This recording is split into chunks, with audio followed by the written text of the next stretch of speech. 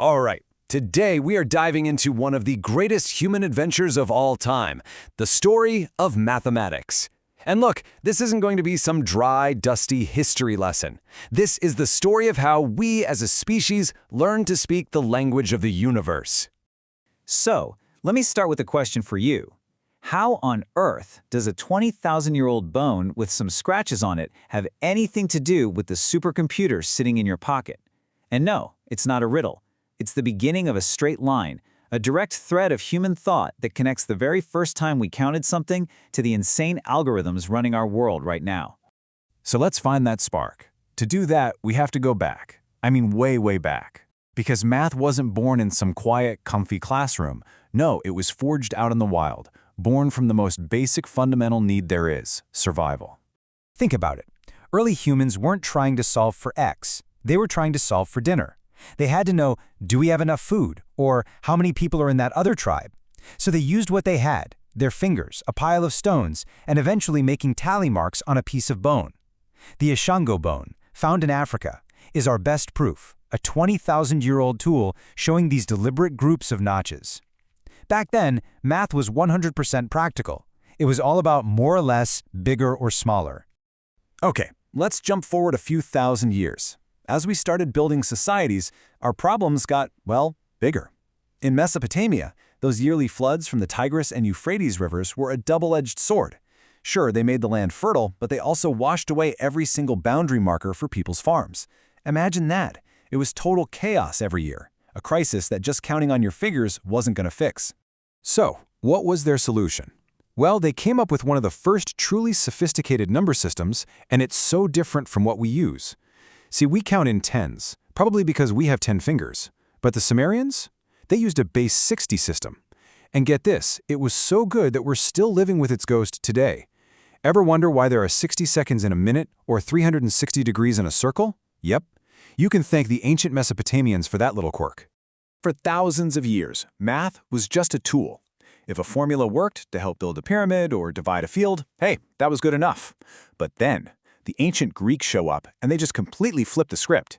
They started asking a brand new, revolutionary question.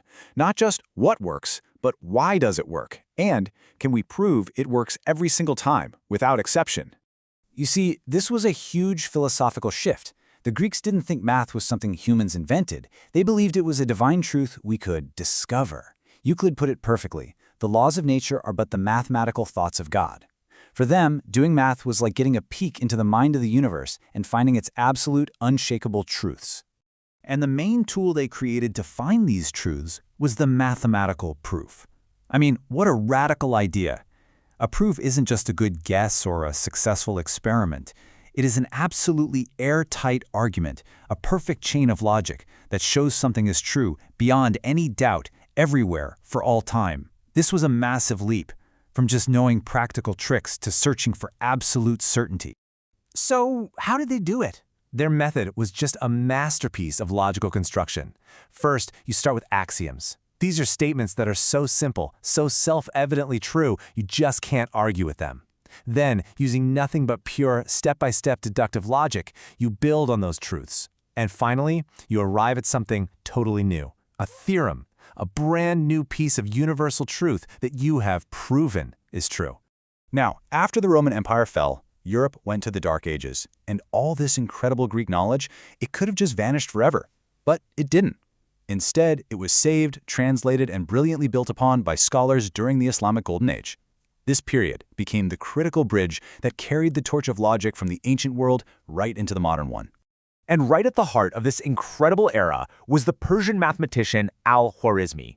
I mean, this guy's work was so important that our word algebra comes from al-Jabr, a word in the title of his most famous book. He gave us a system for solving for unknown variables, a powerful new language for tackling problems. In fact, his name itself is everywhere. The word algorithm, it's just a Latin version of his name, Al-Khwarizmi. Incredible, right? Okay, so Greek logic gave us rigor, and Islamic scholars gave us the power of algebra, but there was another revolution quietly brewing, this time in India. And this was an innovation that wouldn't just be another tool in the toolbox, it would completely change how we calculate, making math incredibly fast and simple. And it all came down to this one single beautiful symbol. This might be the most powerful idea in the history of human thought, the number zero. For centuries, people had ways to show nothingness, like a blank space, but they never treated it like an actual number you could use in an equation. The real game changer came when Indian mathematicians, like Brahmagupta, were the first to write down the rules for zero. They actually defined what happens when you add it, subtract it, or multiply by it. By treating zero not as a void, but as a number with its own properties, they unlocked a whole new world of calculation. And this slide just shows you how huge that was. Just try for a second to multiply CXX3I by XLVII using Roman numerals. It's a total nightmare, right? But on the right, with the Hindu-Arabic system we use today, 123 times 47 is simple, it's elegant. That is the power of a place value system, where a digit's position changes its value, and it's a system that's only possible because of the number zero. And that brings us to the modern world. All these different threads from history, the strict logic of the Greeks, the powerful algebra from the Islamic world, and that elegant number system from India, they finally all came together. They intertwined to create the engine that would power everything: the scientific revolution, the industrial revolution, and yep, our own digital age. You can literally see the speed up right here on this timeline. For thousands of years, progress was slow. You had these huge gaps between the big breakthroughs.